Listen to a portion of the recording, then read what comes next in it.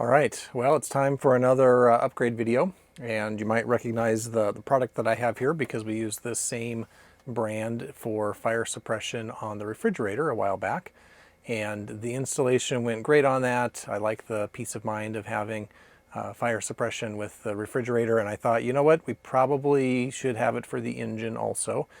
We don't use the generator a whole bunch, but I could see the generator is also a good candidate to have fire suppression. But definitely I think the engine is a good upgrade. This is a different model than what I got for the refrigerator because the engine compartment is a bigger space, and so they have information on the website. I'll link to this. I got it on Amazon. It was about $300 for this, I think, with shipping and things, but I'll put a link in the description if you're interested in it. This one is a limited edition black series. I don't know, sounds kind of fancy, but basically it just means instead of being a white tube with the fire suppression material inside of it, it's a black tube. And we thought black would blend in better on the bottom of the engine cover, so we went with black. But basically the features are the same, so it has the same little pressure indicator on the end here so that you know that it is charged and ready to go. It has, obviously it's zip tied together here, so I'll cut those off in a minute. But this has a liquid inside of it, and when the sheathing is presented with a fire, it melts and then releases all of the pressurized liquid inside of this, which turns into a gas and extinguishes the fire. So when sizing this, so I mentioned I got a bigger size than what I got for the refrigerator, it's based on the volume of the area that you're trying to protect. And so they have on the box a nice little chart, but the chart is also on their website and you can see it on Amazon and things. And basically the one that I got here is a 2-meter length, and for engine fires, it can provide 21.54 cubic feet of volume that it can protect.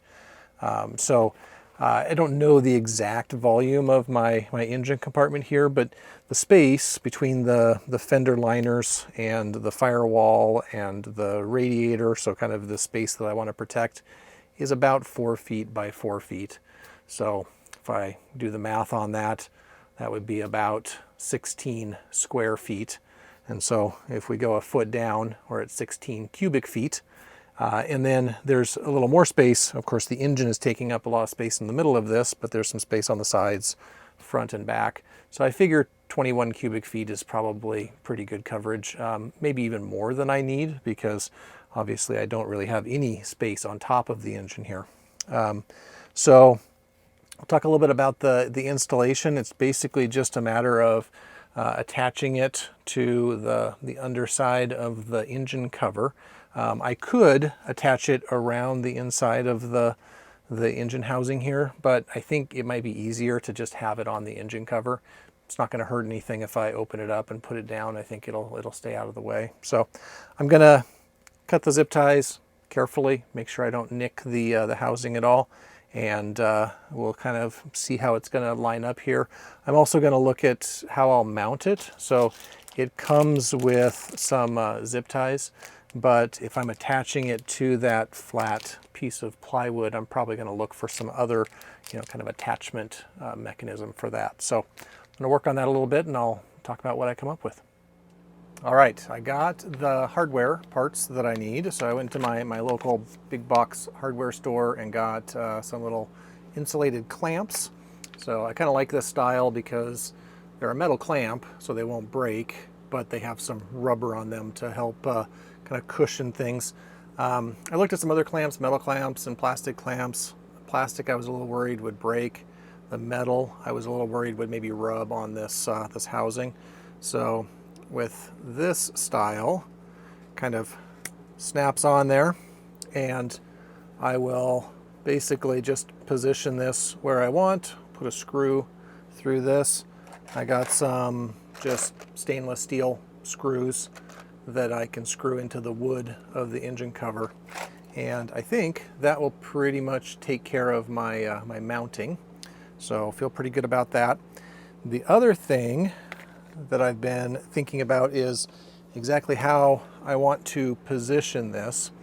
So I want it to basically, when the engine hatch is closed, I want it to be kind of down in this area and kind of come up here and take a look.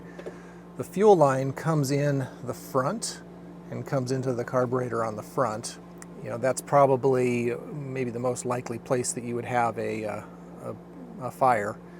I want to make sure it's not going to rub or touch the top of the air cleaner that you can see obviously is kind of in that insulation spot of the engine cover. So I think basically I want it to kind of be in a loop in this area to make sure the middle of it is giving me protection there at the front, and then I also have some coverage on the sides here in case a fire happens from the exhaust manifolds, heat associated with that. I want it to be mounted to the top of this to kind of keep it up away from the main heat sources of the exhaust and things like that. But yeah, so that's going to be my mounting plan. So I'm going to start working on my mounting and get it positioned up there on the lid, and we'll see how it looks. Well, this was a very quick install, kind of like the install for the refrigerator. Basically just put in 5 screws with my mounting hardware, and I did make sure that the gauge, where you can see the pressure, is in a place where it's relatively easy to see. And then I wanted to make sure it wasn't going to hit in the back when the hatch is closed. I also wanted to make sure it didn't, get pinched or caught on anything on the sides. Of course, this bottom part here is where the fuel line is and things, so I wanted that to be kind of maybe in the middle of the overall tube, just to, if it broke there, right, hopefully the gas would escape and extinguish any fires that happen there. But yeah, basically a quick install, and I feel like I got this on Amazon for about $300. I feel like this is pretty inexpensive insurance against a possible fire problem.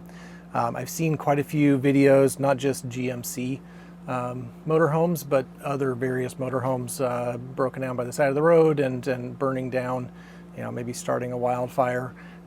So I don't want to be one of those people, right? Of course, I have fire extinguishers and other things around the motorhome, but I feel like having a fire suppression system right at a possible source of ignition is, for a few $100s, a pretty good thing to do. So I would recommend this. Hopefully I never need it, but it was a very quick and easy install, and yeah, if it ever actually goes off, then I'll make sure I get a video of the aftermath.